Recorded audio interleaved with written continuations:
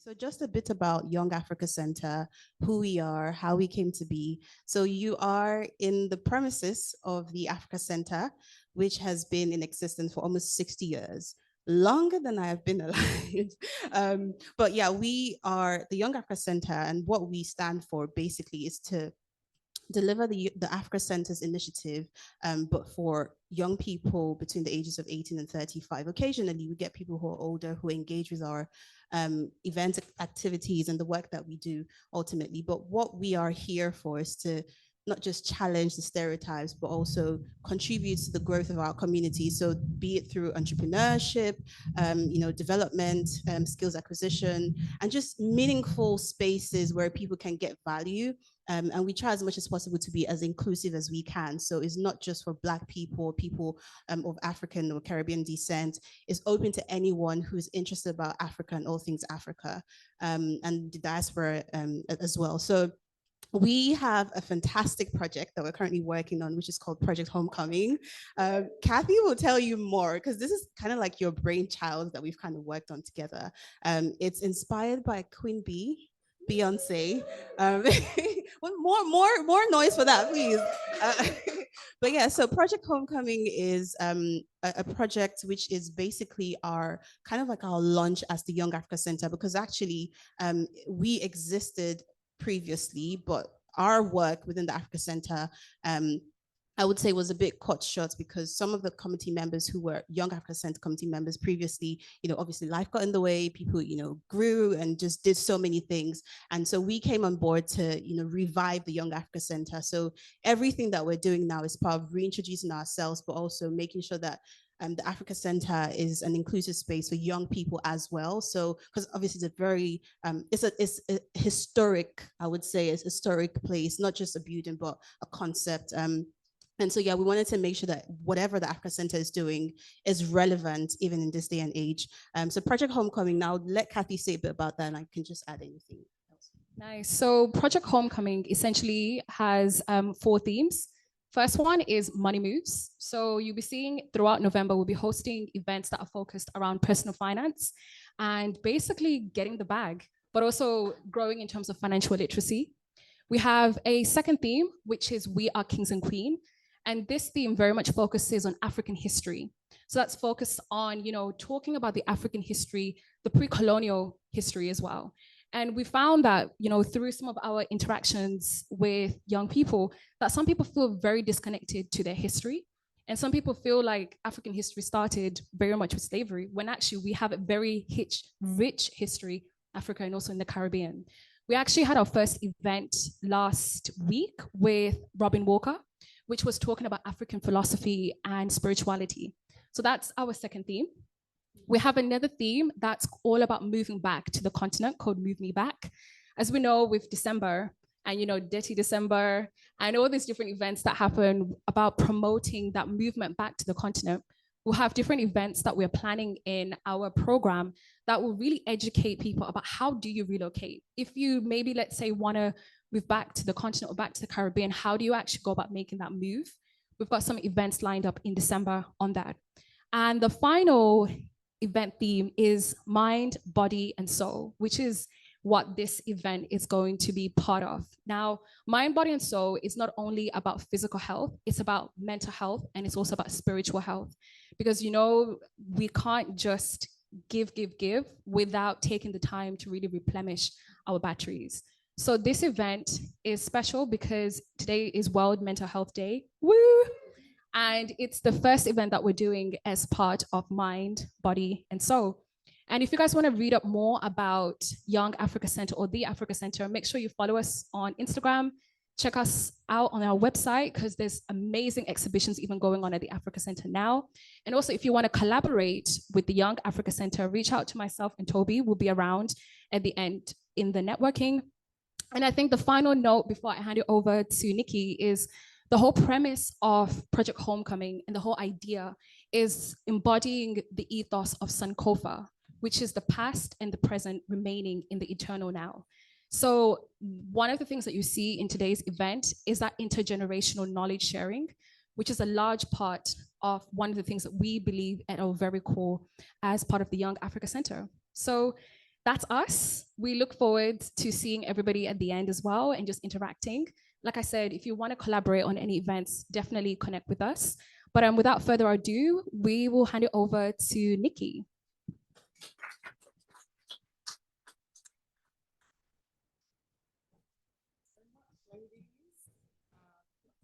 So first of all, before we get started, I just want to thank our sponsors. We do have those. Other than the Young Africa Centre, which we're very, very thankful for them providing this space. It's a lovely space, and this is just the hub.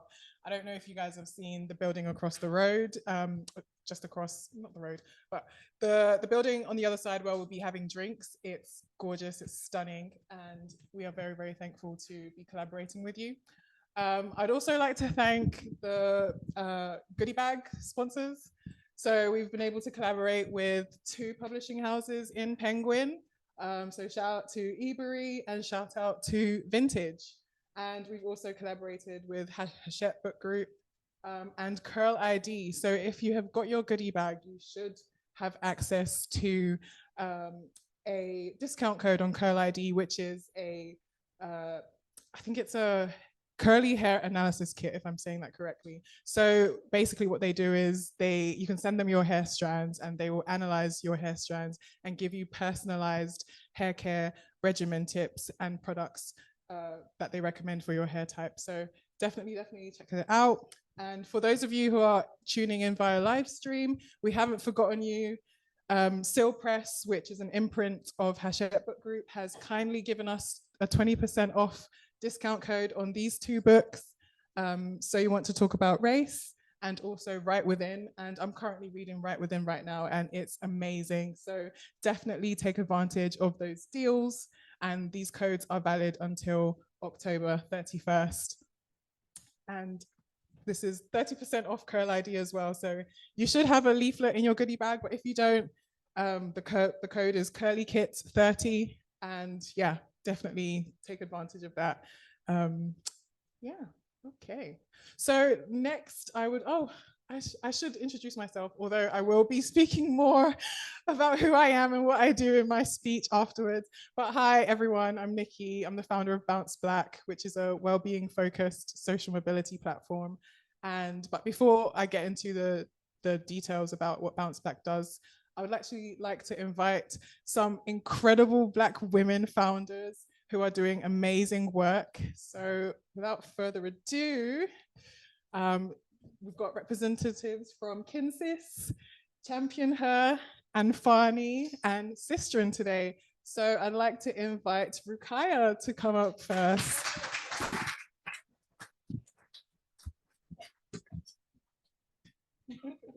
Hi everyone, good evening. So my name is Rakaya, and as you can tell, my career journey first started off at KPMG. So I left last year in April, and that began with Wellbeing. For me, I didn't recognize how much my work experience was affecting my well-being. And to give you a bit of heads up about how I started, I come from a lower socioeconomic background. So I was really excited to be starting at KPMG because I didn't anticipate someone like myself starting off to begin with. And when I started off, I remember telling my mom, and she didn't believe me when I actually got the role. And she told me, don't make any mistakes. Not the best thing to say to someone that's coming in and as a beginner. So I came in with my A game. I read up all of the things. I had a book called The Little Black Book of Success, and that was focused on laws of leadership for Black women. So it's an American authors, and they were kind of focused on, these are things you should know as a Black woman entering the workplace. So I felt like I was armed and I was ready. But what I didn't anticipate was the COVID happening, and unfortunately during that time as well was the George Floyd situation. Now, for me, being in the workplace, in my first year, I had to deal with failing exams, and as an overachiever, or high achiever rather, I wasn't used to dealing with failure. So I had to deal with failure in the workplace, in a place where my mom told me, don't make mistakes. And so that took a knock on my self-esteem, I would say. And then during the time frame of, sorry, I'm going to see if I can change this. Okay, yeah, so a bit of my career journey. So I was in technology risk consulting. So during that COVID year, what had happened was the George Floyd situation. Now, when COVID happened, we were having a lot of conversations about well-being and looking after each other. But when the George Floyd situation happened, it was silent. And I was really confused by this. And because I was taking up a lot of opportunities with regards to like speaking out about diversity within the workplace and well-being, I felt like this was the right opportunity for me to speak up about this. But bear in mind, I was in my graduate scheme and I was a junior colleague. Now, I spoke to a people leader in my workplace, a people manager, and I told her, I think that we should have a conversation. And I know this is an uncomfortable conversation, so we're going to call it how to have uncomfortable conversations at work, right? So let's address the elephant in the room. And this was an Asian lady, and I thought she would understand, but her sentiments was rather that, I think this might be uncomfortable for the team to have. How are they going to feel about it? And I was very confused because I felt like, why are you thinking about the people that are not affected by the issue, that are being silent, and if anything, should speak? Because they're in a leadership position. I was one of two black people in a team of about 70. And so I got that backlash, and that kind of like took me aback. And I did end up having the meeting anyways. But following on as well, I had other events where I was kind of exposed to the culture of my workplace, and I felt like I had to accept things for what they were. I don't know if you've ever experienced it where you feel a bit uneasy in the workplace, but you can't quite put your finger on it. But when they show themselves, I said, oh, okay, I can't deny it. And naturally, I had that, soldier on, be strong, strong Black women. But at the same time, I was dealing with a loss. So I'd lost my father during this time, and I was not trying to let it affect me. So I wanted to show up in the workplace, still performing at my best standard. But unfortunately, I couldn't. The reality is I couldn't. A lot was going on with regards to COVID, now the George Floyd situation, and now I'm actually experiencing personal grief. So I've taken time off work, resumed back to work. I tried to move internally with my team, and I wasn't able to move internally. And then it really started to affect my mental health to the point where I would wake up and I would be crying, and I'm not a crier. I took pride in being so strong, but at this point in my life, I couldn't be strong. And it confused me because I'm so used to being strong. I didn't understand what was going on. And I was more annoyed that I had meetings and I couldn't show up to these meetings because I'm crying, rather than actually looking after myself. So I spoke to a friend, I was thinking about going part-time, and she mentioned, well, it depends on your reason for going part-time. Because if you're going part-time for mental health related reasons, then you're cutting yourself off financially, but you haven't yet addressed the issue. So this is someone that she had gone part-time and recently been promoted. So it made me feel comfortable to be able to take that part-time decision. So I took time off work, and lo and behold, I realized I wasn't crying. So what I thought was me grieving, and I thought maybe it was the loss of my father, I realized was actually work. Like my soul literally could not take being at work anymore. And I think at that point, I made a decision. When I return back to work, I'm handling my notice. Like I don't care. Like at that point, I realized someone dear to me has been lost, and at work, like I need to like get my priorities straight. And so I guess through some of these things as well, I decided to take a career break because I was honest with myself about I didn't know what my next stage was going to be. And this was last year. And in that time of my career break, I was able to launch a early careers coaching cycle. So I wanted to use the learnings that I had during my corporate experience and give that back to young Black women who are transitioning to their first corporate role. Now, it was a great experience, but what I was worried about was I didn't want them to have to go through some of the situations that I went through in the workplace and not be adequately prepared for that. And so that's led me on to embarking on a coaching qualification to be able to assist and make sure I have those expertise to be able to assist other young women, which has led me to build a course for underrepresented female talent in the workplace. So Champion Her is focused on empowering the next generation of inclusive female leaders. So inclusive leadership is what I'll call the future of work. And it focuses on empathy, leading with empathy, understanding how different people operate, how to communicate with other people, and to just create an environment where it's a psychologically safe space for everybody within the workforce. And I feel as Black women, we have that advantage. Because we are a minority, we naturally have always had to adapt to the majority and understand how they work. Now, you need to recognize that this is a skill that they're looking for with regards to leadership skills. It's a core leadership competency, and I think we're at the forefront of that. And I want to just instill it within the people in the early stage of their careers to take ownership of those skills that they possess. So the mission at Champion Her is to empower and advance early career women from underrepresented backgrounds through community and tailored career development programs. And we envision a future where every early career woman, particularly those from underrepresented backgrounds, is empowered to lead boldly and drive positive change. And with that, we have, so this is the syllabus that's been created. We have 3 themes: be empowered, be educated, and be bold. Now, Be Empowered is focused about your own career development, like actually cultivating your own career path. What is it that you want from the workspace that you're in, and how can you ensure that you have the adequate skills and resources to do that? Being Educated is talking about some of the things that are not discussed in the workplace that could potentially affect you, coming from like a lower socioeconomic background or race-related issues, and how that might feed into how you show up that might not be addressed within the workplace. So things like trauma and emotional regulation might be things that you haven't learned, but is necessary when you're going to be dealing with certain situations. Talk about cognitive dissonance and workplace boundaries, which is something that I didn't know, but I recognize is so important, particularly for us as Black women, where we feel like we have to show up and do more. I think is that recognizing that balance of where do I draw the hard line and how do I articulate that with whoever I'm working with. And I've got Be Bold. So let's talk about identity. I think before we come into the workplace, I think it would be a lot easier if I had an understanding of intersectionality, but what am I comfortable discussing in the workplace and what am I not comfortable discussing in the workplace? And then even having those points, like, how am I going to frame that? This is not something I want to discuss. So we've got self-advocacy. For a lot of us, we grew up in maybe households where we weren't able to advocate for ourselves. Our parents have the last word. In the workplace, you're expected to advocate for yourself. And I think for underrepresented backgrounds, that's not something we're taught. And that's something that I think is important that we learn. Let's talk about networking and then leading change as a minority. So yeah, that is Champion Her. Thank you, everyone.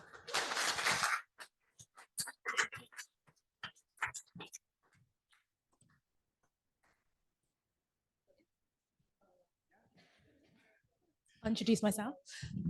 So hi, everyone. I didn't realize I was up next. So yeah, tough act to follow. But I'm Olivia and I'm the founder of Sistren. And over the next sort of 10 minutes, I'm going to take you through an abridged version of my journey so far. So to begin with, I thought we'd look at some stats, as these really speak to some of the challenges that Black women face, both in their professional and in their personal lives. And underpinning a lot of these statistics is isolation and loneliness. And although these are stats, they're not just numbers, they have material consequences for all of our lives. And so recently we surveyed some of our users and found that only 4% of women on Sistren describe themselves as having a strong support network. So that shows that even with a platform like Sistren that's been created, there's still so much more to be done. So like I said, I'm going to share a really abridged version of our journey, but I like these two screenshots because they really encompass the origins of Sistren and kind of how we've grown over the past year and a half. So on the, I always get this wrong, left side of the screen is a text exchange between me and my friend. And the reason why I share it is because, one, it's kind of funny, but also it's the same friend that I was speaking to that I had the inspiration to build Sistren from speaking to. And in our text exchange, it's about the fact that although Rome wasn't built in a week, that was, and I know Rome wasn't built in a day, but I love puns. And the reason why I mention that is because the way that I've built Sistren as someone without a coding background is through using something called no code. Has everyone heard of no code? Great, most people haven't, so that's good that we've got some people that have. But for those of you that haven't, no code is exactly what it says on the tin. It's not coding, but still being able to develop something.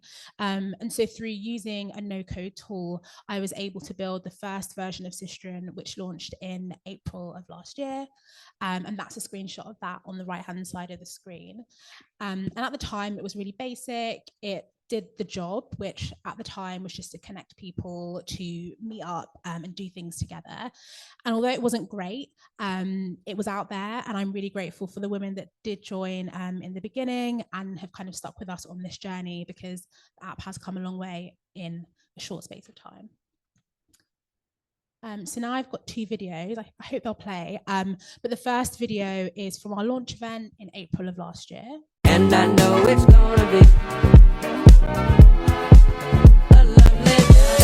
gives you a bit of an insight into how our launch event was, and the range of women that came along. And that's one of the things that we really pride ourselves on at Sistren, which is building an intergenerational community. So recognizing that, you know, Black women of all ages and at various stages of life struggle with building community and finding their tribe.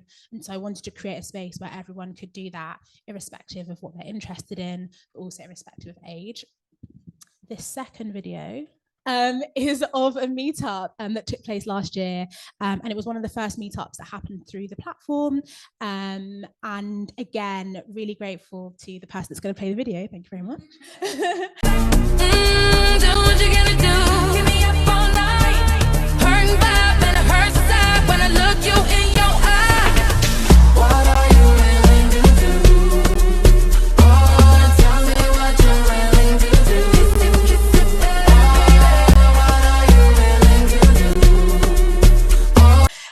But also really grateful to the ladies that again took a chance on the platform, created an opportunity to connect, came along, and still use the platform to this day, and have really been through all of the various iterations that we've had so far. And this is what the app looks like today. So as I mentioned, when I first built Sistren, initially it was just a meetup app. Like, it was just a place where you could go and meet people and connect and do things together. But through speaking to users, which is super important, especially if you're building something that's designed for people that aren't yourself, I came to realize that actually the concept of just going onto an app and just meeting up with someone without really having a space to chat and get to know them is actually quite weird. So over the past year, I've built these additional features in.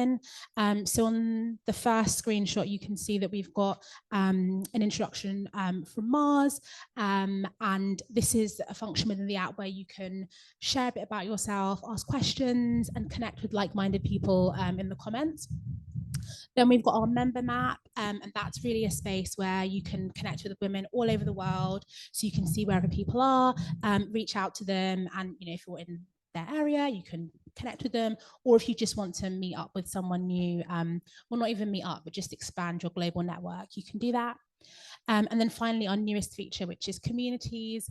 And again, this is a space for women to be able to connect with like-minded peers, whether that's based on interest or location, and people can create communities that relate to whatever it is that they're interested in.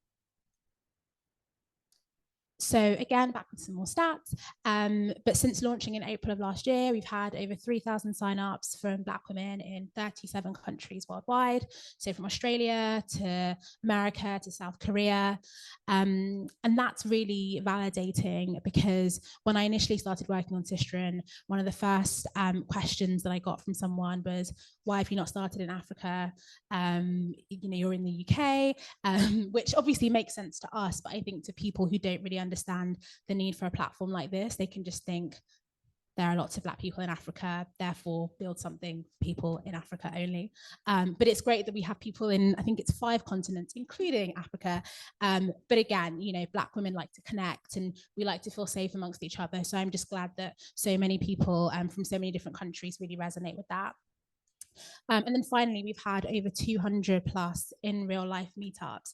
And again, that just speaks to the passion that people have for connecting, but also the real need that's being met. And here are some photos from some meetups that have happened over the past year. And hopefully through this, you can see that, you know, we're really connecting a diverse range of people who have varied interests and at different ages, at different life stages.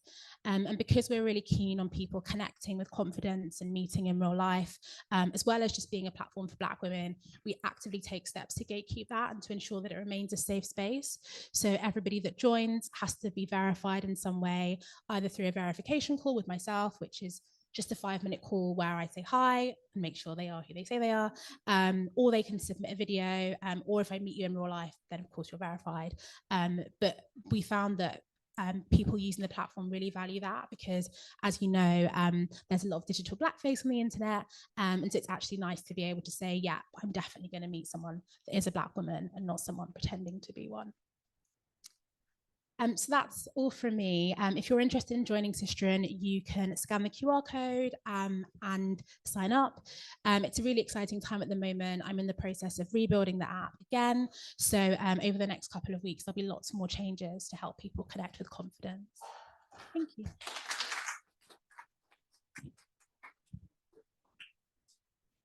Yeah, it's like a random order up there.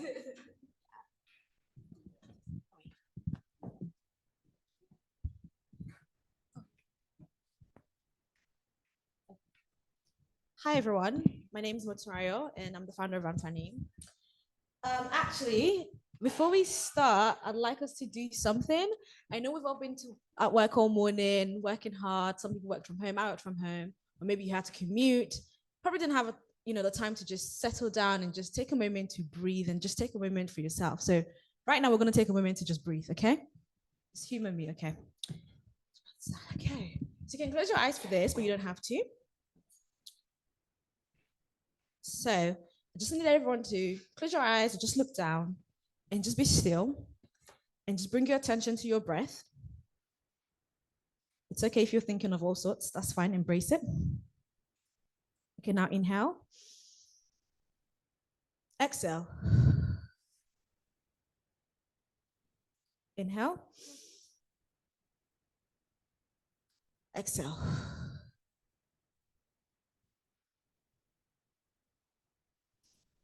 Inhale. Exhale. Okay. Thank you. Okay, guys. Right, like I said, my name is Moturayo. So quick intro. My name is Moturayo and I'm the founder of Anfani. I'm going to share with you my journey. I'm going to try and keep it short, so we'll give you a bite-sized version of it.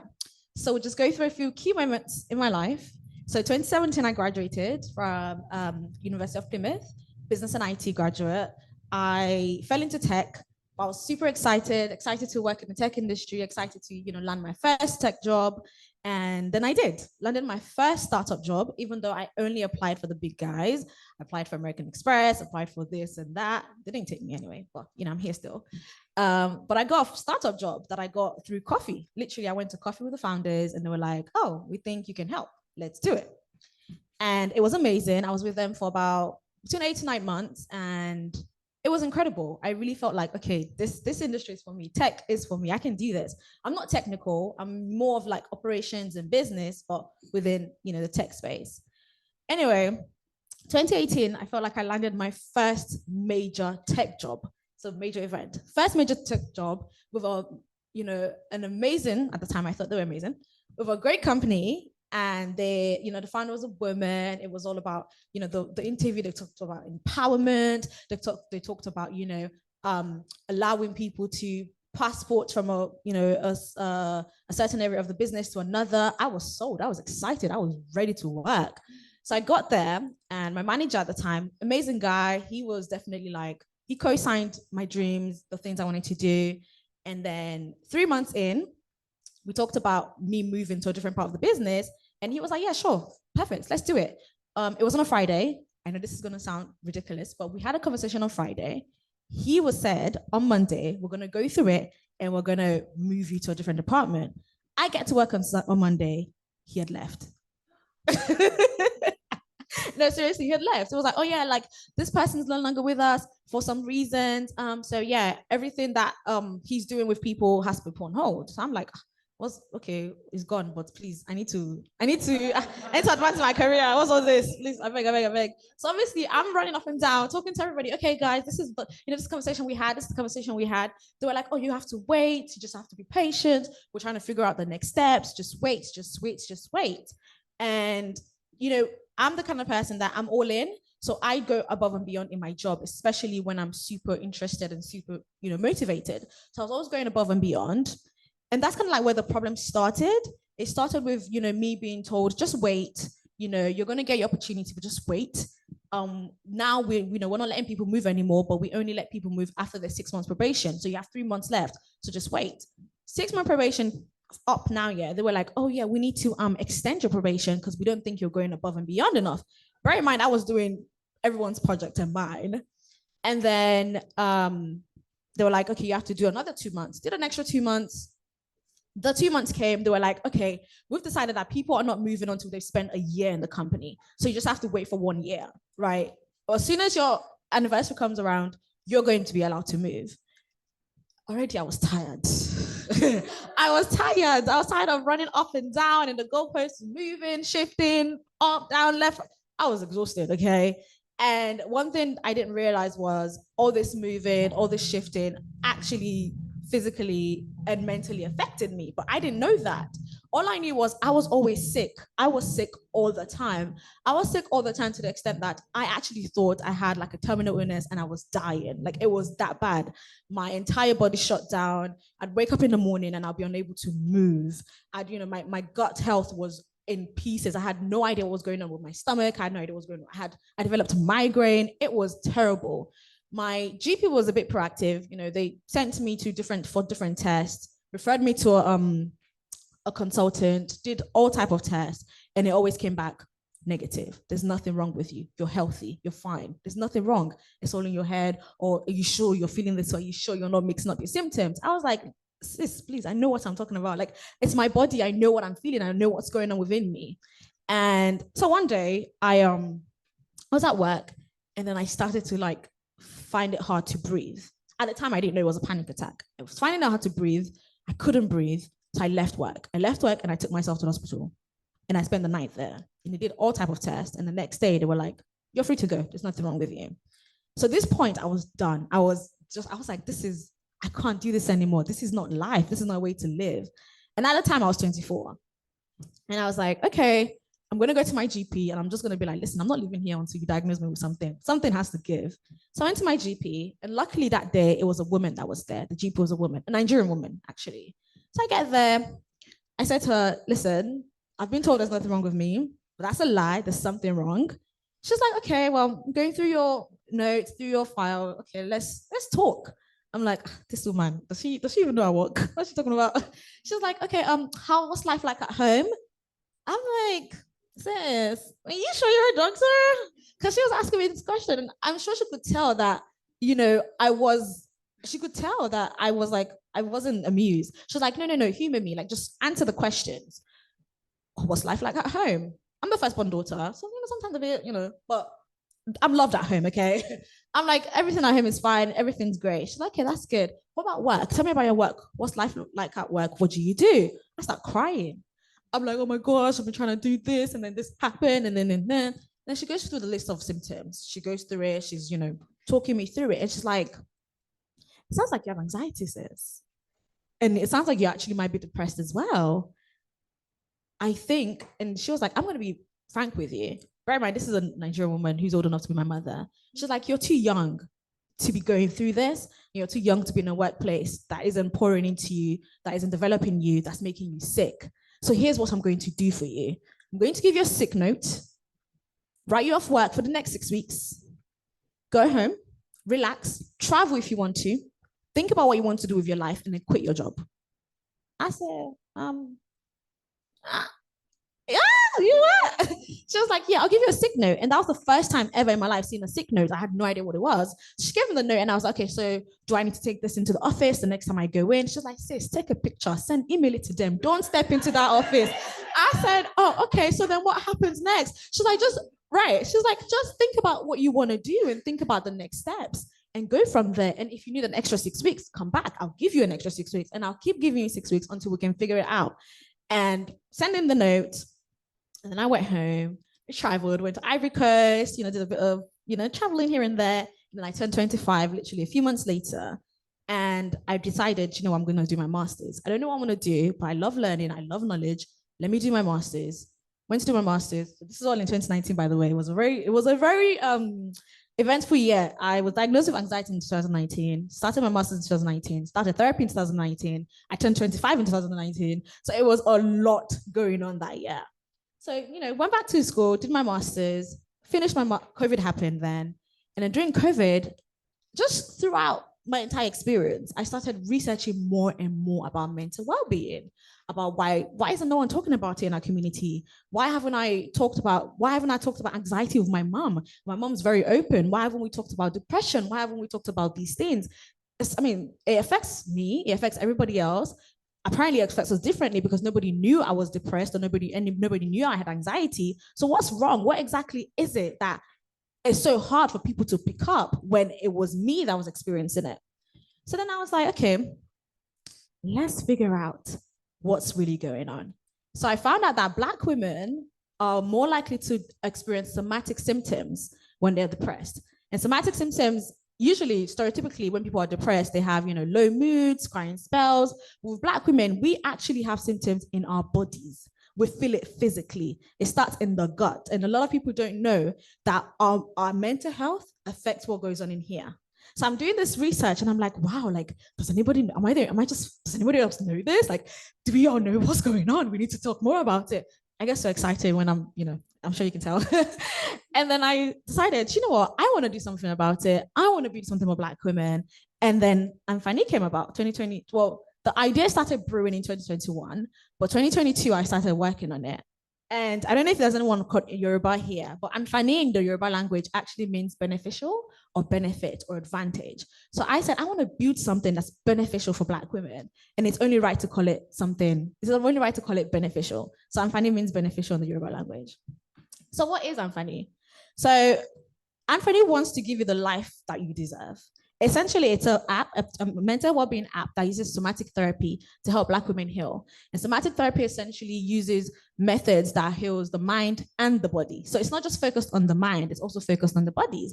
It uses, psychotherapies and physical therapies, so CBT, movement, breath work. I mean, the example of what we did at the beginning is essentially breath work, and it's a sort of somatic therapy. So that's what we're building. How is it going to work? So essentially, you'll be able to use somatic therapy to heal your body and your mind. You'll be able to explore therapy for Black women and access culturally competent professionals. And you just be able to just meditate and journal and also meet like-minded women. Right now, we're in the building stage, so we're trying to build it. So we're currently building our pilot, and that's where you come in. We need people to sign up to test our pilot. So if you scan this, it will take you to a Google form where you can basically give us your name, your email, and once the pilot's ready, we'll contact you and you can test it out.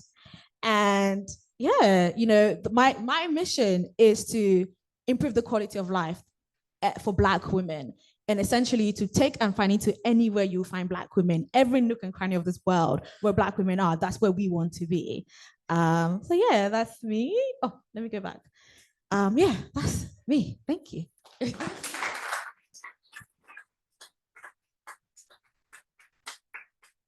And then you can follow us on Instagram and on Twitter, and you can go on our website to join the waitlist as well. Thank you.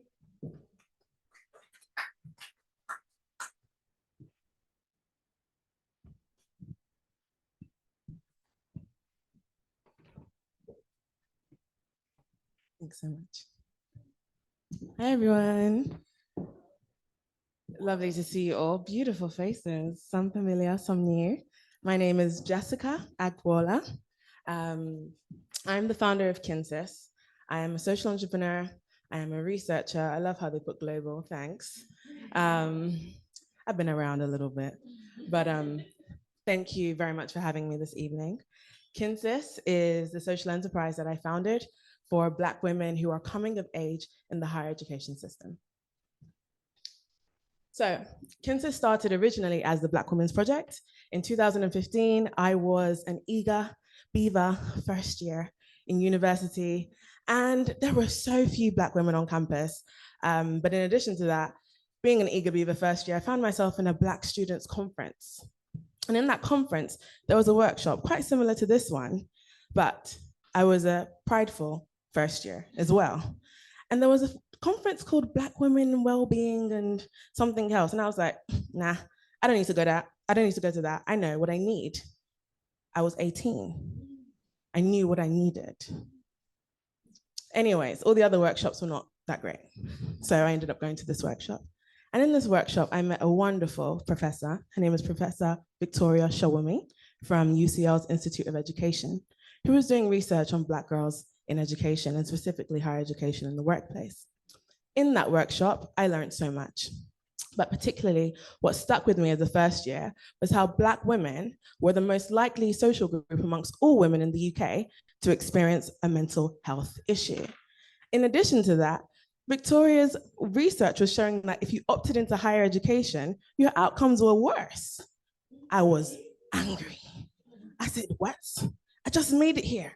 It was month 2, week 6 of my first year of university. I said, are you kidding me?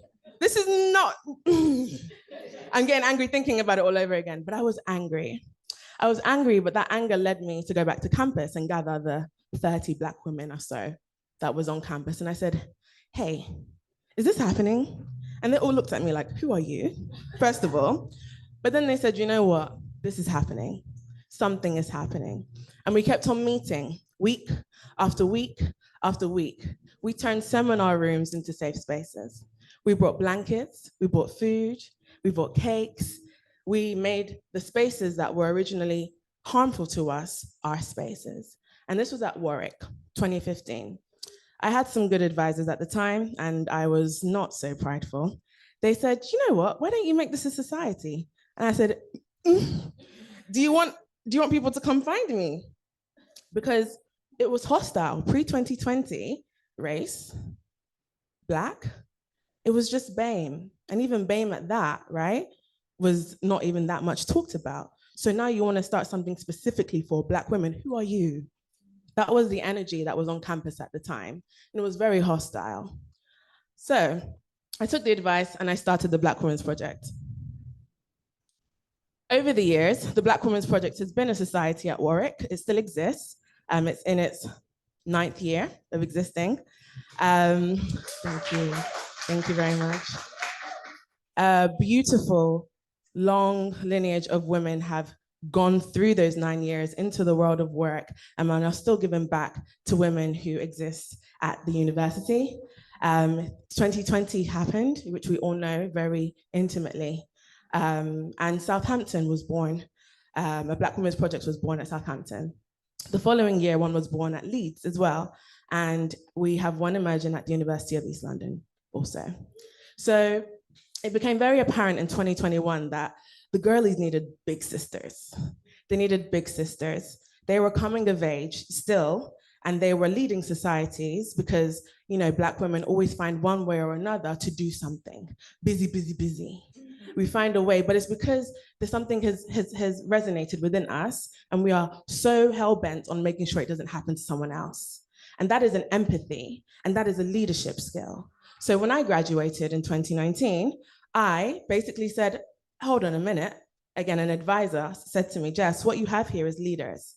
It was obvious, but it wasn't obvious to me. So what I did is I did my dissertation on the matter.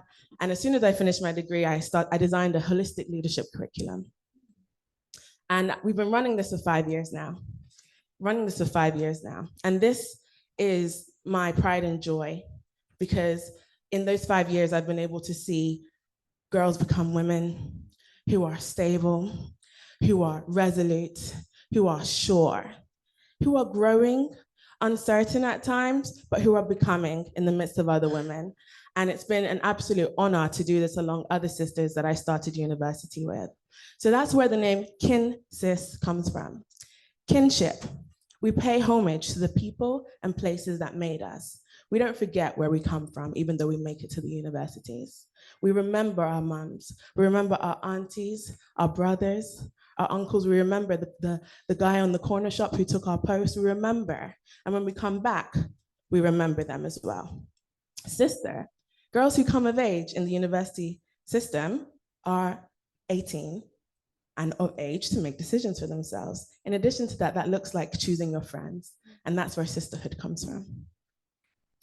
So our strapline, you'll see, is that we want our young women to be well, do well, in order to lead well. What I found was that Black women were always going to lead. They're always going to do something, and they're always going to do something as well. So in terms of attainment, Black girls show consistent upward trajectory of good grades and attainment up until the age of 18. And then something sharp happens and it declines. We know by the virtue of all of the women's stories tonight, what happens.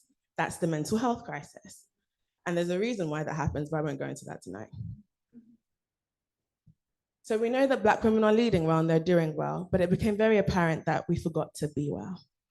So this is our rally call. And yeah, what do we actually do? In addition to building communities for Black women to find friends and develop that sense of leadership at university through communities and societies in particular, we also run programs. So every year we run a holistic leadership academy. And that's where we redefine leadership for these Black girls. These Black girls are oftentimes informal carers. They have part-time jobs, multiple part-time jobs. They're either willingly starting a business, but they're doing something more than other people. And so we help them understand that as leadership. But in doing that and in serving others, you must also take care of yourself. So it's truly holistic. And we work with fantastic specialists, from menstrual health cycle specialists to psychotherapists to public speakers. This is the whole lot. We're getting them ready for the real world. This is our most recent cohort. I want to show you them because over the past, we're in 2023, and 2020, it hit us all in a very intimate way. But how it hit the young people and those who were coming of age, transitioning, right, from being at home to going into university, or what should have been a coming of age experience, it's really unique. So if you have someone in your life that is ages 18 to 21, 24, please do take care of them. I find that the tide is changing, and I show you these girls because in particular, they have brought a real sense of purpose to me and my team in the last year. So thank you.